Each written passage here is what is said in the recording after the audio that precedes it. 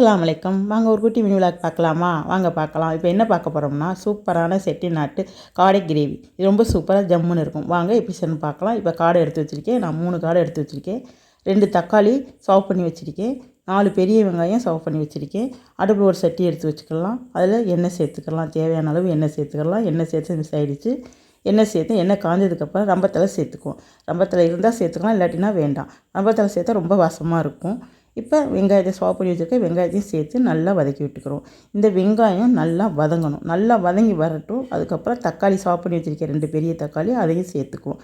அதையும் சேர்த்து நல்லா வதக்கி விட்டுக்கிறோம். நல்லா வதங்கினதுக்கப்புறமா நான் 3 காடை எடுத்திருக்கேன். அதுக்கு தக்கன 1.5 ஸ்பூன் இஞ்சி பூண்டு பேஸ்ட்டு சேர்த்துக்கிறேன். இதை உங்கள் குவாலிட்டிக்கு தக்கன நீங்கள் இஞ்சி பூண்டு பேஸ்ட்டு சேர்த்துக்கோங்க. நான் 1.5 ஸ்பூன் சேர்த்துருக்கேன். இதையும் சேர்த்து நல்லா வதக்கி விட்டுக்குவோம். நல்லா வதங்கினதுக்கப்புறமா மிளகாய்த்தூள், வரமிளகாய்த்தூள் 2 ஸ்பூன் சேர்த்து நல்லா வதக்கிக்கிறோம். சிம்மிலே வச்சு வதக்கி விட்டுக்குவோம். கறி மசாலா தூள் 1 ஸ்பூன், அதையும் சேர்த்து சிம்மிலே வச்சு நல்லா வதக்கி விடணும். நல்லா வதங்கணும். சிம்மிலே வச்சு வதங்கணும். கறியிடக்கூடாது மசாலா. அதனால் சிம்மில் வச்சு நல்லா வதக்கி விட்டு நம்ம இப்போ காடையை சேர்த்துக்கலாம். நல்லா வதங்கிருச்சு. காடையை சேர்த்துக்கலாம். காடையும் சேர்த்து நல்லா வதக்கி விட்டுக்கிறோம். அதுலேயே அந்த மசாலா எல்லாம் கோட்டாகிற மாதிரி நல்லா வதக்கி விட்டுக்கிறோம். இப்போ நல்லா வதங்கி வரணும். அதுலேயே அந்த காடை அது நல்லா வதங்கி வரையில் நம்ம உப்பு சேர்த்துக்கிறோம். இது கல் உப்பு சேர்த்துக்குவோம், தூள் உப்பு வேண்டாம். கல் உப்பு சேர்த்து அதையும் இதோடு சேர்த்து நல்லா கிண்டி விடணும். அப்போ தான் அந்த உப்பு காரம் எல்லாமே காடையில் நல்லா பிடிச்சி வரும். அதனால் அந்த உப்பையும் சேர்த்து நல்லா மிக்ஸ் கொடுத்து கிண்டி விட்டு அதுக்கப்புறமா தண்ணி சேர்த்துக்கலாம். இப்போ நல்லா மிக்ஸ் கொடுத்துக்குருவோம். அந்த காடை வேகணும். காடை ஒரு கால்வாசி வெந்ததுக்கப்புறமா நல்லா அதுக்கப்புறம் தண்ணி சேர்த்துக்குவோம். இந்த காடை வெந்து வர்ற அளவுக்கு தண்ணி சேர்த்துக்கலாம். தேவையான அளவு தண்ணி சேர்த்து நல்லா மிக்ஸ் கொடுத்துக்குவோம். நல்லா மிக்ஸ் கொடுத்துட்டு மூடி போட்டு மூடிக்கிடுவோம். நல்லா வேகணும். சிம்லேயே ஒரு 5 நிமிஷம் வேக விட்டு ஹை ஃப்ளேமில் வச்சுட்டு அப்புறம் சிம்மில் வச்சு வேக விடணும். வேக வச்சு திறந்து பார்த்தோம்னா பாருங்கள் எப்படி இருக்குன்னு இப்படி இருக்கும். இதை நல்லா கிண்டி விட்டு மிக்ஸ் கொடுத்துக்குருவோம்.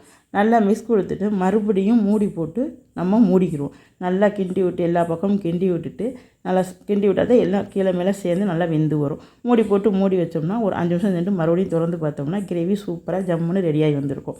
இப்போ பாருங்கள் சூப்பராக ஜம்முன்னு ரெடியாகி வந்திருக்கு பாருங்கள் கிரேவி. இந்த கிரேவியில் மிளகு சீரகத்தூள் 1 ஸ்பூன் சேர்த்துக்கலாம். நான் 1 ஸ்பூன் சேர்த்துருக்கேன். நீங்கள் காரம் கூட சாப்பிட்றா இருந்தால் கூட சேர்த்துக்கலாம். இதில் மல்லித்தலையும் சேர்த்து நல்லா மிக்ஸ் கொடுத்துக்கணும். நல்லா மிக்ஸ் கொடுத்து கிண்டி விட்டுட்டு அதுக்கப்புறமா நம்ம கஸ்தூரி மேத்தி 1 ஸ்பூன் நல்லா க்ரஷ் பண்ணி அதை சேர்த்துக்கிறோம். அதில் சேர்த்து நல்லா மிக்ஸ் கொடுத்து விட்டு மூடி போட்டு மூடி அந்த வாசம் வெளியே போகாத அளவுக்கு மூடி போட்டு மூடி வச்சுருப்போம். ஒரு 5 நிமிஷம் திறந்து பார்த்தா சூப்பராக ஜம்முன்னு இருக்கும். சாப்பிட்றதுக்கு அவ்வளோ நல்லாயிருக்கும். வாசமாக இருக்கும். இந்த காடை கிரேவி, செட்டிநாட்டு காடை கிரேவி ரொம்ப நல்லாயிருக்கும். இதே மாதிரி நீங்களும் செய்து பாருங்கள். எப்படி இருந்துன்னு கமெண்ட் பாக்ஸில் கமெண்ட் பண்ணுங்கள் மறந்துடாமல்.